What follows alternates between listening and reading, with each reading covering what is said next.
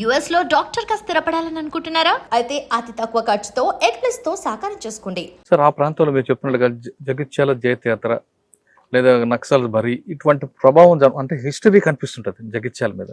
మీరు చెప్తున్నట్లుగా మల్లోజు వేణుగోపాల్ గారు కానీ మల్లోజు కోటేశ్వరరావు గారు వీళ్ళందరూ కూడా లెజెండ్స్ అందరూ కూడా అక్కడి నుంచి పుట్టారు. ఆ ప్రభావంతో కొంతమంది వెళ్ళారా? నిజంగానే భూస్వామ్య వ్యవస్థ మీద పోరాటం చేద్దాం వెళ్ళారా?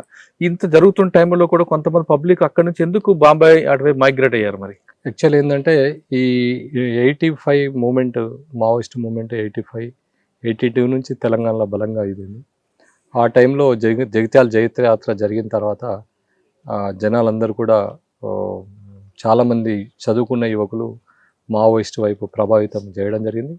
వాళ్ళు పోయిన క్రమంలో ఊళ్ళో ఉన్నటువంటి ఈ దొరలని ఈ హింసాయుత్వ మార్గంలో వాళ్ళని తరలించడం జరిగింది. అక్కడున్న భూములలో కూడా ఎర్ర జెండాలు పాతడం జరిగింది. ఆ భూస్వాములు ఊళ్ళకి వెళ్ళిపోయిన తర్వాత అక్కడ ఉన్న జనాలంతా కూడా ఫ్రీడమ్గా మూమెంట్ వచ్చి ఆ భూములను కూడా వాళ్ళు దున్నుకొని దొర ఊళ్ళో లేకపోయేసరికి ఊళ్ళలో కూడా ఒక చైతన్యం, రాజకీయ చైతన్యం కానొచ్చు. మరి అటువంటి రాజకీయ చైతన్యం వచ్చిన పరిస్థితుల్లో కూడా కొంతమంది యువకులు బాంబే వెళ్ళడానికి వెనక ఉద్దేశం ఏంటనుకుంటారు? అక్కడ ఏంటంటే ఈ ఎస్ఆర్ఎస్పి కెనాల్ రాకముందు ఏంటంటే అక్కడ ఉన్న పరిస్థితి చాలా డ్రాట్ ఏరియా ఉండేది.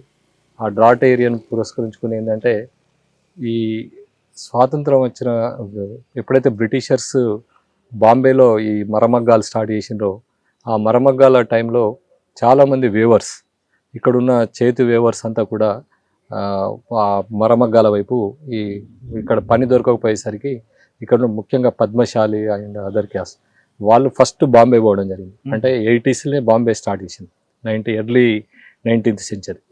పోయిన తర్వాత వాళ్ళని చూసి అక్కడికి వెళ్ళి వాళ్ళు కొంతమంది దుబాయ్ బూస్టప్ 70లో బూస్టప్ వచ్చుడితోని ఆ బాంబే మైగ్రేటెడ్ అయిన కొంతమంది దుబాయ్ పోవడం జరిగింది. దుబాయ్ స్టార్ట్ ఇది మెయిన్ కారణం ఏంటంటే ఎప్పుడైతే ఈ మరమగ్గాలు ఇక్కడ మన చేనేత ఇక్కడ కుదుటపడ్డదో ఆ బ్రిటిషర్ టైంలో చాలా మంది పద్మశాలి వేవర్స్ అంతా కూడా అక్కడికి మైగ్రేట్ గా సిరిసిల్ల కానీ జగిత్యాల కానీ చుట్టుపక్కల ప్రాంతాలు కానీ వాళ్ళు దుబాయ్ బూస్టప్ 70-75లో దుబాయ్ ఏరియా పెట్రోల్ పడడం, ఈ క్రూడ్ ఆయిల్ అదంతా పెట్టిన తర్వాత డెవలప్మెంట్ ఇదైన తర్వాత వాళ్ళంతా దుబాయ్ పోయిన తర్వాత వాళ్ళని చూసి మిగతా క్యాస్ట్ వాళ్ళు కూడా వాళ్ళు దుబాయ్ పోవడం, ఇక్కడ అక్కడ ఏజెంట్ వ్యవస్థ ఏర్పడడం, ఇదంతా కూడా చాలా మంది విలేజ్ కి 100 నుంచి 200 మంది ఖచ్చితంగా అక్కడ మైగ్రేట్ అయ్యారు. సార్ మూమెంట్ ఉన్న టైంలో కొంతమంది వాళ్ళకి భయపడి గ్రామాలు విడిచిపెట్టి హైదరాబాద్ తలదాచుకున్నారనేది వాస్తవం. అప్పుడు చాలా మట్టుకు ఏంటంటే మావోయిస్ట్ ప్రభావిత ప్రాంతాల్లో ఎవరైతే భూస్వాములు ఉన్నారో వాళ్ళంతా కూడా ఫైనాన్షియల్గా అంత సౌండ్ ఉన్న పర్సన్స్ వాళ్ళంతా పోయి నియరెస్ట్ టౌన్స్ జగిత్యాల కానీ సిరిసిల్ల కానీ కరీంనగర్ కానీ హైదరాబాద్ కానీ వాళ్ళు భూస్వాములంతా అక్కడికి పోయిన తర్వాత అక్కడ కొత్త సిస్టమ్ స్టార్ట్ చేసింది. అప్పుడే పుట్టిన ఈ ఫైనాన్స్ వ్యవస్థ కూడా అందులో ఒక భాగం. అలాంటి పోయిన వ్యక్తులే కొంతమంది ఈ ఫైనాన్స్ వ్యవస్థని పుట్టియడం జరిగింది. అట్లా పోయిన తర్వాత కొన్ని వ్యాపారాలలో తర్వాత ఎడ్యుకేషన్ పరంగా, పిల్లల ఎడ్యుకేషన్ పరంగా చాలా రకాలైనటువంటి అవకాశాలు వచ్చినాయి. వాళ్ళు విలేజ్ విడిచి వెళ్ళిన తర్వాత చాలా రకాలైనటువంటి పెట్టుబడిదారులు, చాలా రకాలైనటువంటి ఎంటర్ప్రైనర్స్గా తయారైంది. చాలామంది ఆ రకం కూడా వాళ్ళు బాగుపడ్డారు. తర్వాత ఈ విలేజ్లో కూడా చాలా క్యాస్ట్లు భూములు దున్నుకొని వీళ్ళు కూడా పనికొచ్చింది. అప్పుడు ఆ మూమెంట్ 85-95 ఇస్ ద ఓకే. అంటే దానివల్లే కొంత ప్రయోజనం జరిగింది, సామాజిక మార్పు తర్వాత ఆర్థిక మార్పు జరిగింది. సార్ మీరు పనిచేసిన పగిడిపల్లి కానీ మిగతా ప్రాంతాల్లో మూమెంట్ ఎక్కువ ఉండేది. అప్పుడులో పోలీసులను దాడులు చేయడం లేదా పోలీసులను చంపడం వంటి కార్యక్రమాలు ఎక్కువ ఉండేవి. అవి ఎలా మీరు ఎదుర్కొంటూ వచ్చేవారు? యూనిఫామ్ లేకుండా వెళ్ళే రోజులు అప్పుడు? యాక్చువల్ ఏంటంటే మేము చెప్పాను కదా, ఈ triangle first Maoist sympathetic ground, militant ground, సాయుధ దళం, ఈ మూడు ఉండేవి. ఈ మూడుని కూడా మనం ఏంటంటే ఫస్ట్ సింపథెటిక్ గ్రౌండ్ని చాలా మనం తగ్గించడానికి చాలా రకాల ప్రయత్నాలు చేసాం. అప్పుడు మా ఊరికి రండి అనే ప్రోగ్రామ్ కానీ, తర్వాత విలేజ్లో టోర్నమెంట్స్ కానీ, గైడెన్స్ సెల్ ఒకటి మేము ప్రతిదానికి విలేజ్లో గైడ్ చేసేది. ప్రతి విషయంలో కూడా విలేజ్ని మనం రెగ్యులర్గా టచ్ చేస్తూ ఉండేది. ఆ సింపథెటిక్ గ్రౌండ్ 95 తర్వాత ఈ జెండాలు బాతిన భూములు ఎవరు కూడా దున్నకుండా పోయినాయి.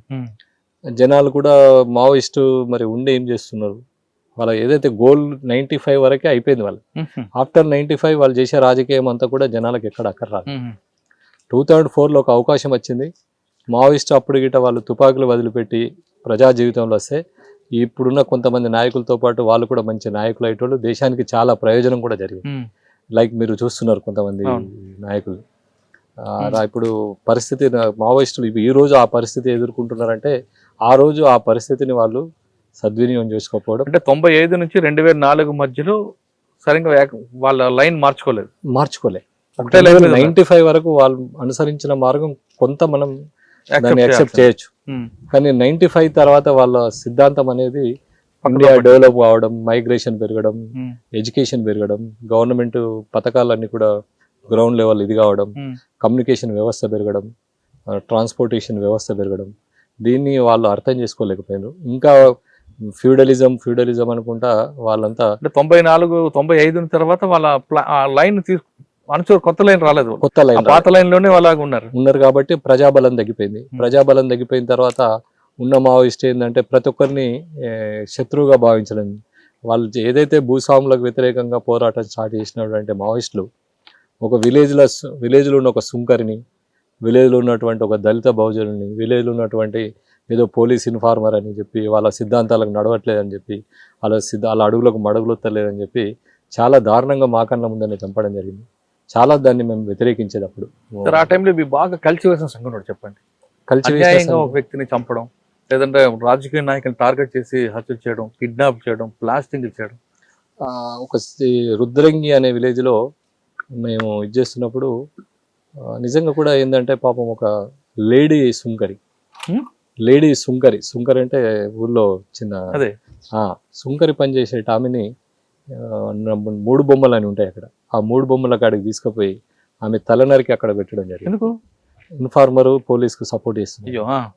అది చాలా మహిళను చంపకూడదు కదా, మహిళ అని లేకుండా సిద్ధాంతంలో మహిళను చంపకూడదు. అదే కదా, ఇప్పుడు వాళ్ళంతా కూడా ల్యాంపెనింగ్ గా ఎప్పుడైతే వీళ్ళు 95 తర్వాత ఈ ల్యాంపెన్ మూమెంట్ ఎప్పుడైతే స్టార్ట్ అయిందో అప్పుడు వాళ్ళ పతనం, రాజకీయ సిద్ధాంతాన్ని పక్కకు పెట్టిన క్రమంలో వాళ్ళకు ఈ రోజు ఆ పరిస్థితి ఏర్పడడం జరిగింది.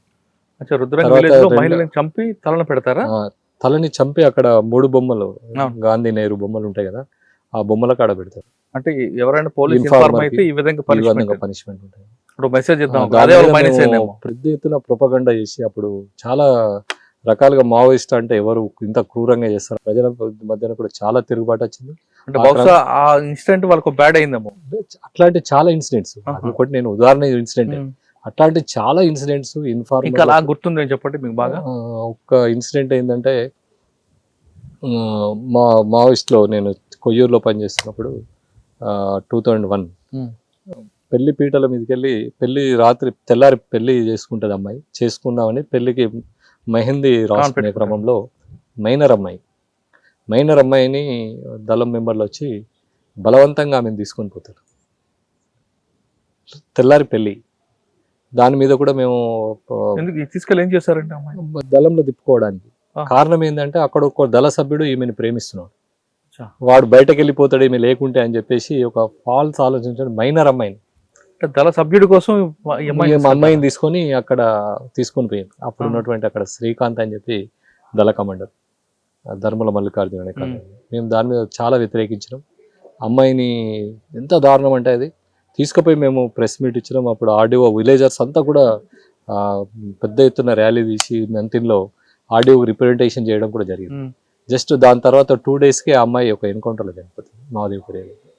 అయ్యో, అది ప్యూర్ మావోయిస్టుల యొక్క పనికి మాలిన మైనర్ అని చూడకుండా తీసుకొని పోయి ఆమెని చంపడం జరిగింది, చనిపోవడం జరిగింది. వాళ్ళే కారణం. మైనర్ అమ్మాయిని తీసుకుపోవడం, పెళ్లి పీటల మీదకి వెళ్ళి ఆ తండ్రి అప్పటికి ఒక 50,000 ఆ ఏరియాలో 50,000 ఖర్చు చేయడం అంటే పెద్ద గగనం కాటారం ఏరియాలో. అట్లా అదొక సంఘటన. తర్వాత ఇంకా చాలా చోట్ల కూడా పనికి మాలిన దీంతో ఏదో విలేజ్ కక్షలను, విలేజ్ రాజకీయాలని దృష్టిలో పెట్టుకొని ఎవరు మిలిటెంట్ల మీద వాళ్ళకున్న ఇన్ఫర్మేషన్ నెట్వర్క్ ఏదైతే ఉండదో అంతా ల్యాంపెనింగ్ని విలేజ్లలో ఎంకరేజ్ చేస్తే వాళ్ళు వచ్చి ఎవరి మీనో చెప్పి మంచి ప్రజాప్రతినిధి ఊళ్ళో మంచి పేరున్న వ్యక్తులనే చంపేసేది. ఏంది అంటే అక్కడ ఉన్నటువంటి విలేజ్లో ఉన్నటువంటి లంపెన్ మిలిటెంట్ గ్రూపు మాటలు విని ఆ రకంగా ఇది చేసిండ్రు. అట్లా చాలా మా అనుభవంగా చాలా చూసినాం. బాపురెడ్డి అని చెప్పి మాదేపూర్లో చాలా మంచి నాయకుడు ఆయన. ఆయనను కూడా చంపడం జరిగింది. తర్వాత 2001లో పర్కాల్, నేను కమలాపూర్లో పనిచేసిన పర్కాల్లో సుందరయ్య అని ఒక డాక్టర్, చాలా మంచి డాక్టర్ ఆయన, ఆయనను కూడా చంపడం. ఎందుకు చంపిర్రు అని ఒక నేరెళ్ళ రవికుమార్ అనే ఆయనని మేము అడిగితే, ప్రజాస్వామ్యంలో ఆ, మంచి వ్యక్తులు ఉండద్దు, ప్రజాస్వామ్యంలో లంపెన్ గాళ్ళు ఉంటే ప్రజలంతా మా వైపు వస్తారని మేము చంపినామని.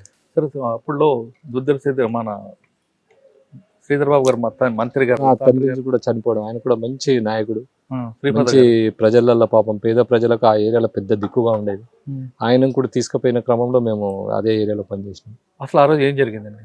ఏదో మాట్లాడదామని చెప్పి తీసుకొని పోయి చంపడం. పూర్వపరాలన్నీ కూడా మాకు అంతగా తెలియదు.